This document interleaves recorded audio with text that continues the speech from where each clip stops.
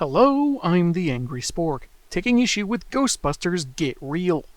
Last time, the two similar but different teams did some work together, ran some tests, and got some answers about the recent ghost troubles in the Real Teams universe.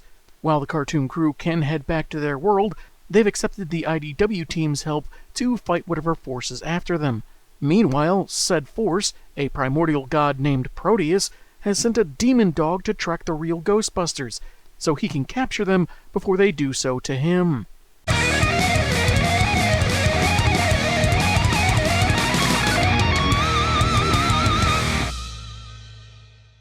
Issue 3, the Egon's on the cover with Slimer getting a light snack, starts with everyone in the basement. Little reminder, the Toon characters are referred to with first names, and the IDW folks will be last names. Stans has elected to head over to the other dimension, suited up like someone's DIY Star Trek spacesuit. Peter suggests they just go home and try catching this so-called god that's after them with his pants down. Bad idea. Pants are never a bad idea. I wish someone told me that before I went to that singles mixer. I mean that the tests that our counterparts have run show that our bodies still have traces of the energy that transported us here. We can't just scrub that off, Peter. So, shorts? The one time being zestfully clean just isn't enough.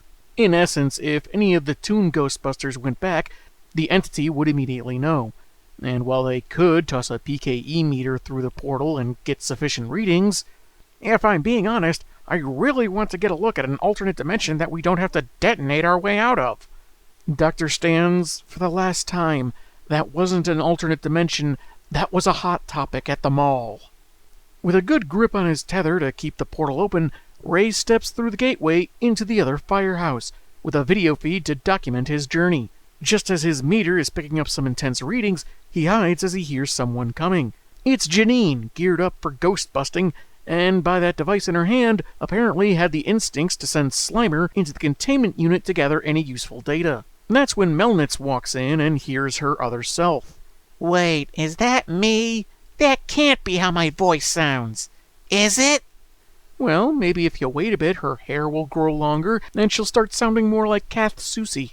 Picking up the audio she collected from the containment unit, they've learned the entity they're facing is named Proteus, so they can plan accordingly. It's been an informative jaunt when Stans runs into Slimer, who panics at the sight of the stranger and slimes right through him to warn Janine. However, she dismisses him to focus on the data, as Stans returns to his own world. We go to a near-future dimension with an entirely different team of busters, one of whom is at the mercy of the demon dog, while her team is trying to draw it away before zapping it. Well, hang on now, maybe he's going to be friendly with her. She might get triple doggy kisses. What kind of friends would you be if you ruined that opportunity for her? Time is stopped, the mortals frozen, thanks to the goddess of fate, Ananke, who says the tri-headed canine is close to its targets. She extends a thread from her wheel so the 3 sets of nostrils can get a good whiff, and off it goes through a portal as she recalls how she warned Proteus how his fate was tied to the mortals he's chasing. If only he would just accept he and the Ghostbusters will all be using the same trough urinal at the next Yankees game, and that it's going to be really awkward for a couple of minutes. She snips the thread, suggesting the god shouldn't have pursued them, and time resumes, with the monster gone, and Bridget no longer in danger. I am invincible! As long as every danger you face suddenly disappears. The team has done some research on how Proteus violently opposes being captured, so it makes sense he would go after 4 dudes who have literally made that their business model. But if one does manage to ensnare him, he's supposed to show you a glimpse of the future. I would have given him a hug for the weekly lotto. That's not how it works, Peter. How would you know? Have you tried? Yes, but it was the primal god of safe spaces, and I couldn't hug him through his force field. Yet somehow he stole my wallet. The real Busters probably ended up on this Earth through some outside factor that Proteus didn't anticipate, since he can't see the future, only show it to others. Additionally, Ray's scan suggests Proteus may be susceptible to quantum interruption. Good! All you have to do is get some quantum, and when he starts his big villain speech, you just throw it at him. Actually, it means hitting him with a strong enough jolt of protonic energy, making him vulnerable enough to be grabbed. In the event he inhabits a statue or something again, Spangler provides a small, grenade-sized device that only needs to have its yield boosted. Where were you hiding that thing? That's not relevant. My guess is the same place cartoon Egon would. His hair. Over the next hour, the nerds tinker and have some more fun interactions until an alarm sounds from a dimensional breach at Varick and Moore, which happens to be their address, seeing as the three-headed dog bursts through the wall. With everyone's gear downstairs, Kylie figures the creature may be affected by a trap, so in order to provide a distraction, she shouts, "I love the Red Sox," which activates a trap mechanism in the wall that's not strong enough to contain it, but gives her, Winston, and the Venkmans time to escape, while it's busy ripping the device apart.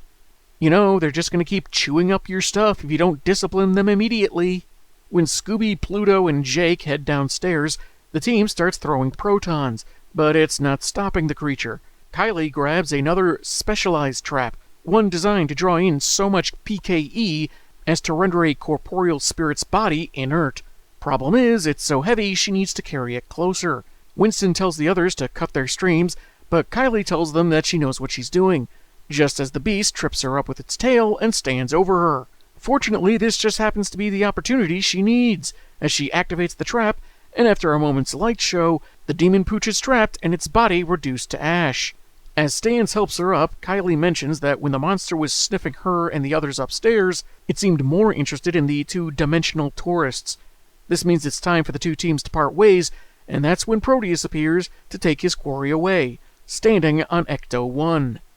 Hey, you can send beasts from the bowels of Hades after people, you can torment them for stuff they haven't even done yet, but you do not disrespect the wheels! Issue 4, the Winstons on the cover along with a satiated Slimer, completing the progressive image. As the prophecy foretold! Proteus fires the first volley, attempting to zap his foes as the Ghostbusters head upstairs. Melnitz throws something at his head without thinking, so in retaliation, Proteus zaps her and Kylie, not killing them, but sending them to Japan. Ah, come on! Look on the bright side. Now you can try weird-flavored Burger King Whoppers we just don't get in the States. As the guys wait for their target to ascend the stairs after them, a hole gets punched through the second floor instead. You are merely prolonging the inevitable, Ghostbusters! Someone is going to watch my one-god show about the life of Fatty Arbuckle, and I am not accepting any more cancellations. They open fire, but Prody turns into an intangible serpent monster to avoid the beams.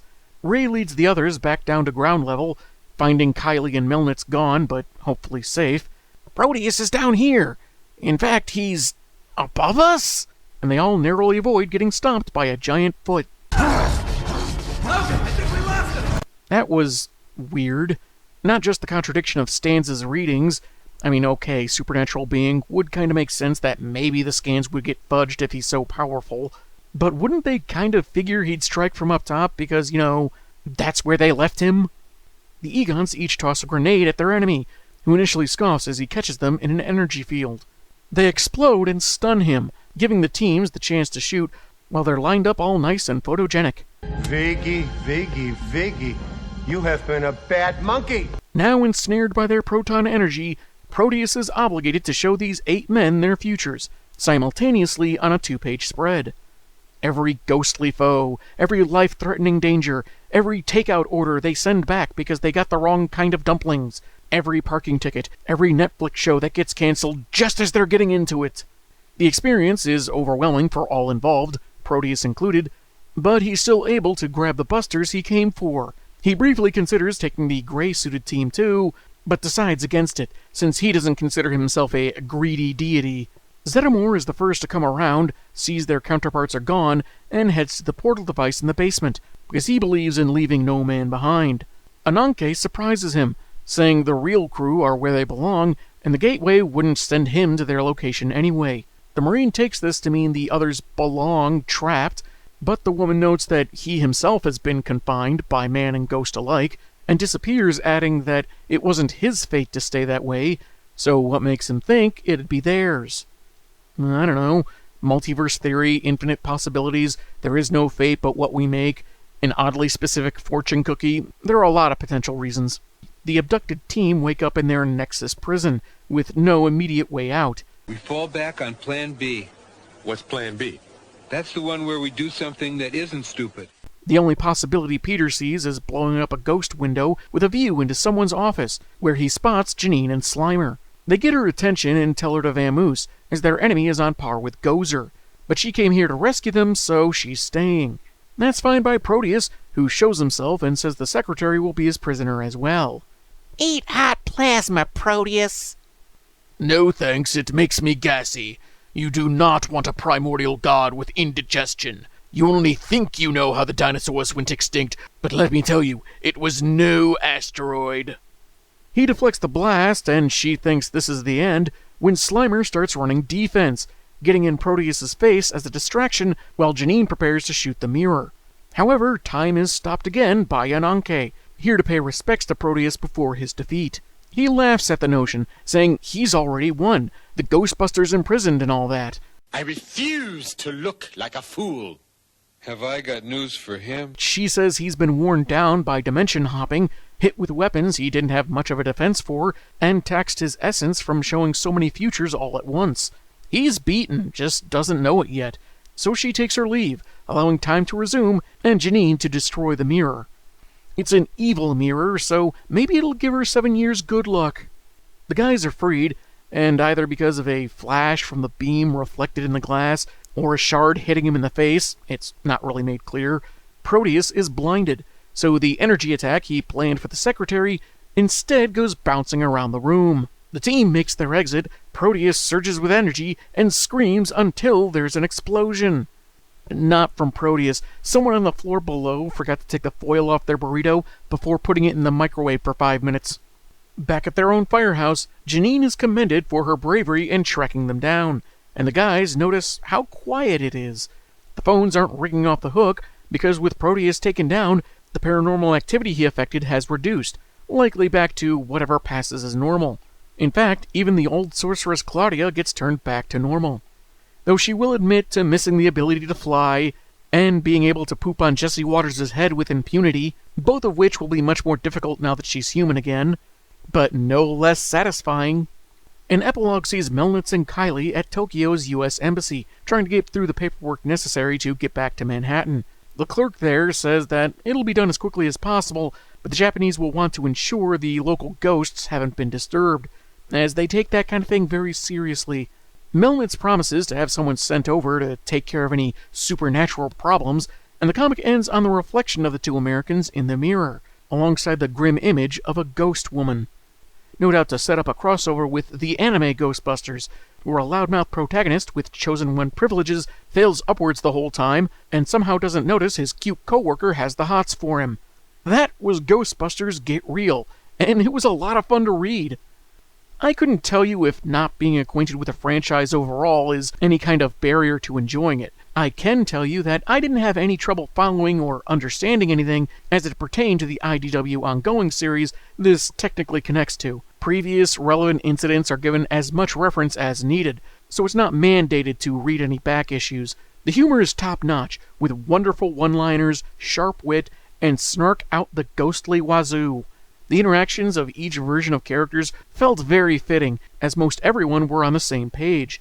The Egons very matter-of-fact and to the point, the Winstons preferring pragmatism and strategy, the Ray's enthusiasm and curiosity, and I especially like Stan's telling his toon self not to feel bad about being controlled, since it's an occupational hazard, which was a wonderful example of his empathy.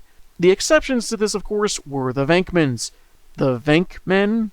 Anyway, their similarities provide a different kind of humor.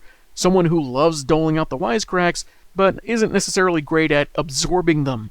Someone who thinks they're the life of the party, but then have to deal with someone they don't realize, or don't want to admit, is just like them. Can you imagine being so oblivious to how annoying you can be? Why'd you cut to me? Why'd you cut to me?